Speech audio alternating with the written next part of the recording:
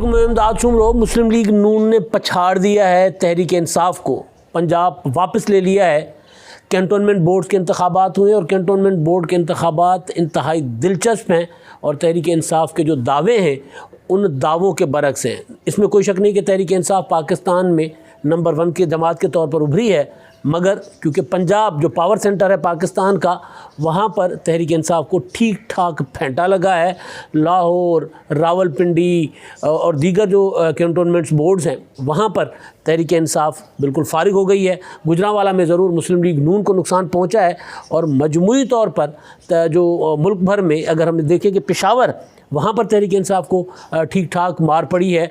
कराची में पीटीआई का दावा था, कराची शहर उनका है, वहाँ पर गो के पीपल्स पार्टी के बराबर रही है, लेकिन वहाँ पर तहरीक इंसाफ का जो गढ़ था वहाँ से भी पीटीआई हार गई है।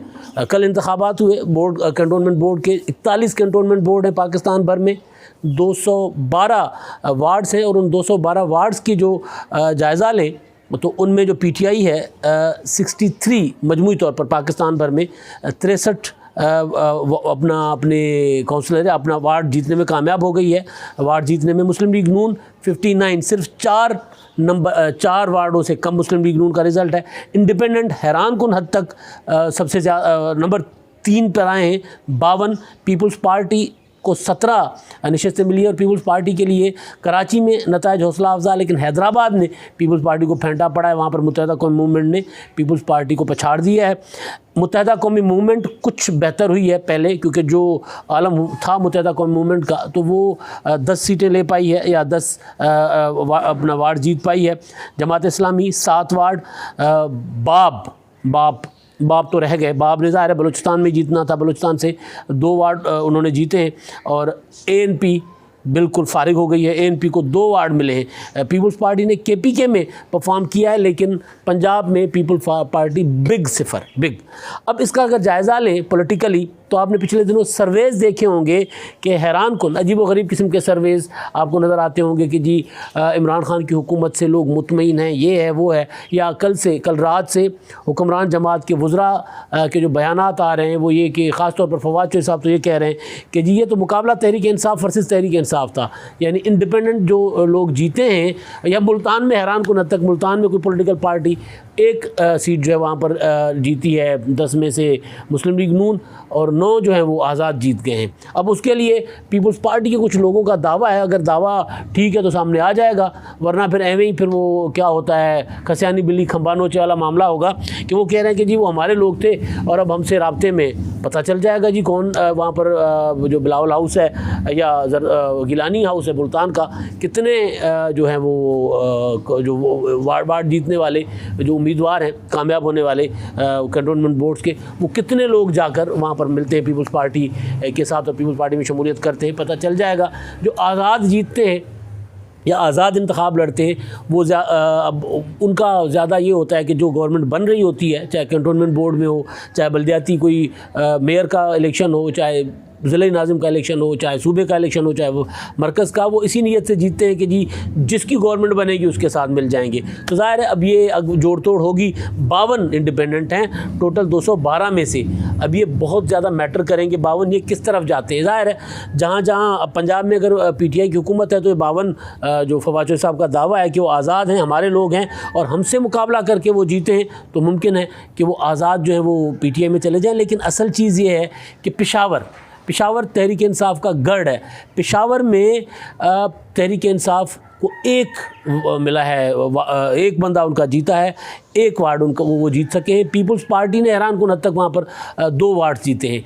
कराची में पीपल्स पार्टी पहले नहीं थी कराची में, लेकिन कराची में उन्होंने 14 वार्ड जीते हैं। मुत्तहिदा कौमी मूवमेंट से भी आगे निकल गए और पीटीआई जिनके पास 14 MNAs हैं वहाँ पर वो 14 वार्ड जीत सके हैं कराची में, क्योंकि कराची पर उनका दावा था कि जी हम काम कर रहे हैं। आपने देखा होगा 2 रोज़ पहले वफाकी वज़ीर असद उमर साहब की प्रेस कॉन्फ्रेंस थी, वो इसी कॉन्टेस्ट में थी कि जी हम बस अब चलाने लगे हैं, ग्रीन लाइन भी चलाने लगे हैं, अब हम पानी वाला जो मसला है K4 का वो भी हमने कह दिया जनरल मुजम्मल को कि वो आप हल कर देंगे, वो भी ठीक हो जाएगा।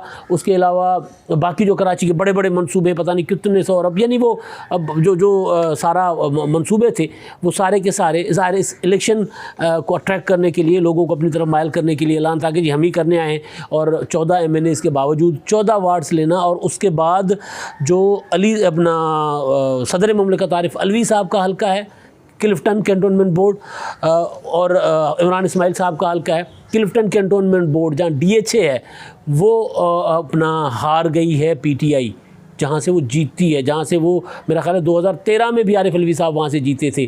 तो इंतहाई बुरे हालात में तहरीक इंसाफ वहाँ से जीतती थी, और अब तहरीक इंसाफ वहाँ से हारना शुरू हो गई है। पेशावर से तहरीक इंसाफ हारना शुरू हो गई है।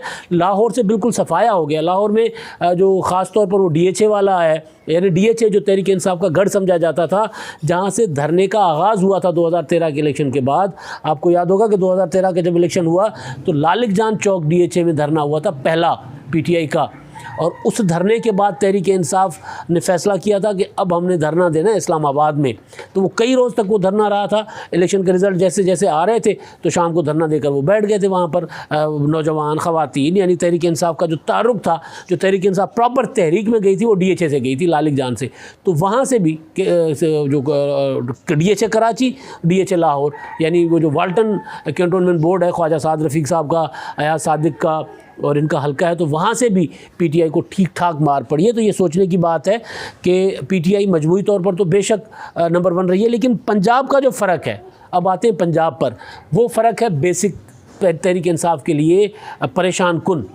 वो फ़र्क है, अभी जो PTI के टिकट पर आज़ाद कहाँ जाते हैं, क्या होता है, वो मैनेज होता है, वो एक अलग चीज़ है। लेकिन इलेक्शन में जो बराह रास्त PTI और मुस्लिम लीग नून के टिकट पर लोग लड़े हैं, उनमें पंजाब में जो थे 113 वार्ड्स में से PTI को मिले हैं सिर्फ 28, और 51 वार्ड जीते हैं मुस्लिम लीग नून ने।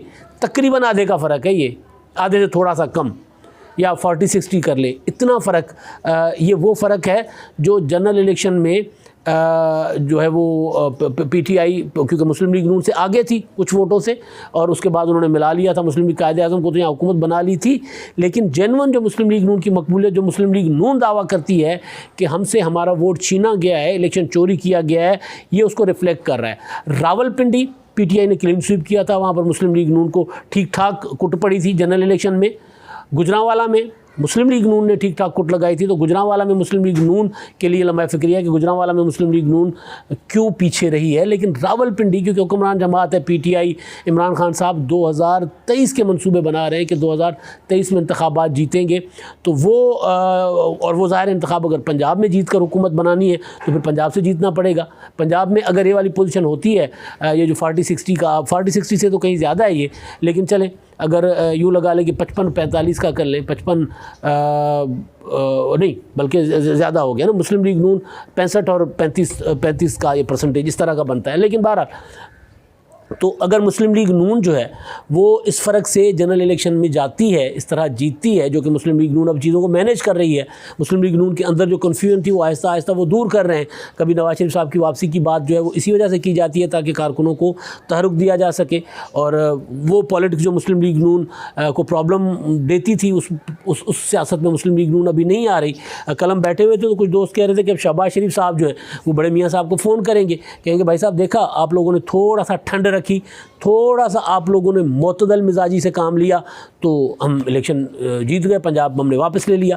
तो इसको ये जो इलेक्शन है रिफ्लेक्ट करता है जनरल इलेक्शन पर। जनरल इलेक्शन में अगर ये रिज़ल्ट आते हैं, वो जनरल इलेक्शन 2022 में होते हैं, जनरल इलेक्शन 2023 में होते हैं, तो फिर तहरीक इंसाफ जो है वो मरकज़ में और पंजाब में हुकूमत बनाने का ख्वाब जो है वो देखना फिर छोड़ दे, अगर ये वाली पोजीशन रहती है। अब ये इंडिपेंडेंट जो है ना, इंडिपेंडेंट अभी तो बेशक PTI के साथ चले जाएंगे, कैंटोनमेंट बोर्ड्स के बोर्ड तो बन जाएंगे, लेकिन अगर जनरल इलेक्शन का ये रिज़ल्ट आता है तो तब भी इंडिपेंडेंट जो जीतेंगे तो फिर वो किधर जाएंगे, तो वो फिर उधर ही जाएंगे ना जहाँ पर फिर हुकूमत बन रही होगी, जो 40 और 60 के मार्जिन से या इतने बड़े मार्जिन से आगे होंगे, तो वो फिर उधर ही जाएंगे। 2008 में यही हुआ था। पीपल्स पार्टी और मुस्लिम लीग नून में बहुत थोड़ा फ़र्क था, लेकिन पीपल्स पार्टी जो इंडिपेंडेंट थे उन्होंने मुस्लिम लीग नून हुकूमत बना रही थी, तो वो इंडिपेंडेंट सारे के सारे मुस्लिम लीग नून में चले गए थे। तो ये अब इमरान खान साहब के लिए ख़ास तौर पर पेशावर, मतलब पेशावर वाला मामला मुझसे हज़म नहीं हो रहा कि तहरीक इंसाफ के वहाँ पर पिछले 8 सालों से हुकूमत है और तहरीक इंसाफ ने नौशहरा की सीट जीती, हारी, जीती हुई सीट हारी पिछले ज़िमनी इंतखाबात में। पेशावर जो है वो तहरीक इंसाफ के लिए लम्हा फ़िक्रिया है, जहाँ पर उनकी 8 साल से हुकूमत है और इमरान खान साहब दावे करते हैं, लोगों को बताते हैं कि जनाब खैबर पख्तूनख्वा जो है वो वहाँ से दोबारा जीतेंगे, तीसरी बार जीतेंगे और रिकॉर्ड कायम करेंगे। और इसी तरह पीपल्स पार्टी के लिए सबसे बड़ा चैलेंज जो है वो है पंजाब का। तो पंजाब में पीपल्स पार्टी बिल्कुल सिफर रही है। सिंध में गो कि पीपल्स पार्टी ने कुछ बेहतर परफॉर्म किया है, कराची में उनकी पहले ये पोजीशन नहीं थी, लेकिन बिलावल भुट्टो ज़रदारी साहब ताज़ा जनूबी पंजाब से होकर गए हैं और उनको ठीक ठाक रिसेप्शन मिला है। लेकिन ये रिसेप्शन पीपल्स पार्टी इस तरह की जो अवामी सरगर्मियाँ हैं, जलसे हो गए, जुलूस हो गए, पार्टी की तंजीम को तब्दील करना हो गया, ये सारा कुछ क्या वोट में कन्वर्ट हो रहा है पीपल्स पार्टी के लिए? तो अभी तक जो कैंटोनमेंट बोर्ड के इंतखाबात में पंजाब के लिए तो बहुत बड़ा बिग ज़ीरो है। उसके लिए ज़ाहिर है पीपल्स पार्टी को सोचना होगा और कि वो किस तरह पंजाब में वापस अपना रिवाइवल कर सकती है, क्योंकि बहुत बड़ा फ़र्क तो नहीं आएगा 2022 या 23 में जब भी इंतखाबात होते हैं उसके लिए। लेकिन उसके बावजूद अगर ये हैं सारे जो पैरामीटर्स हैं, ये सारे पैमाने, ये सारे इशारे हैं कि पीपल्स पार्टी को पंजाब में वोट मिल रहा है या नहीं मिल रहा। अब तक नहीं मिल रहा। अब तक पीपल्स पार्टी की पोजीशन जो है वो बेहतर नहीं हो पा रही।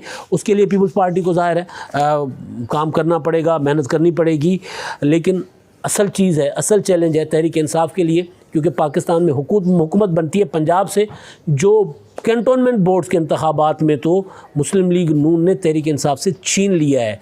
अब जो मर्ज़ी वज़रा बयान देते रहें। खैबर पख्तूनख्वा 2013 में KPK के पास था, सिंध 2008 में भी और 13 में भी पीपल्स पार्टी के पास था, लेकिन 2013 की हुकूमत मुस्लिम लीग नून ने पंजाब के कंधों पर बनाई थी। आज भी इमरान खान साहब अगर मरकज़ में वज़ीर आज़म है और वो पंजाब में हुकूमत उनकी है, तो ज़ाहिर है पंजाब में उन्होंने मुस्लिम लीग नून से कुछ बेहतर ज़्यादा सीटें ली थी तो वो जीत गए थे। तो अब वो जो सर्वेज़ हैं वो जो करवाए जाते हैं, वो सर्वेज़ पर मैं कभी यकीन नहीं रखता कि जी उस्मान बुज़दार की गवर्नेंस से लोग खुश हैं। भाई उस्मान बुज़दार की गवर्नेंस से अगर लोग खुश होते या तो फिर ये रोज़ाना की बुनियाद पे उस्मान या उनकी गवर्नेंस बेहतर होती तो रोज़ाना की बुनियाद पे IGs और चीफ सेक्रेटरीज क्यों तब्दील होते? अगर इमरान खान की गवर्नेंस बहुत अच्छी होती तो 5-7 बार अपनी पूरी की पूरी काबीना में रीशफल क्यों कर चुके होते? तो ये सारे जो इंडिकेटर्स होते हैं, इशारे होते हैं, वो होते हैं इलेक्शंस।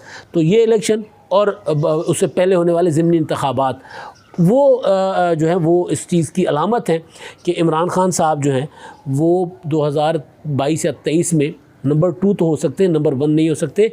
और मुस्लिम लीग नून दोबारा रिवाइव कर रही है वोट के हिसाब से। वैसे मुस्लिम लीग नून मौजूद है पंजाब की, आज भी मैं मानता हूँ कि वो सबसे बड़ी जमात है और अब तो खैर बल्दियाती इंतखाबात ने साबित कर दिया। और पंजाब की सबसे बड़ी जमात ही पाकिस्तान पर हुक्मरानी करती है। ये तारीख़ है पाकिस्तान की, क्योंकि पंजाब का वोट ज़्यादा है, पंजाब की सीटें ज़्यादा हैं, पंजाब की आबादी ज़्यादा है, पाकिस्तान का 60% है पंजाब।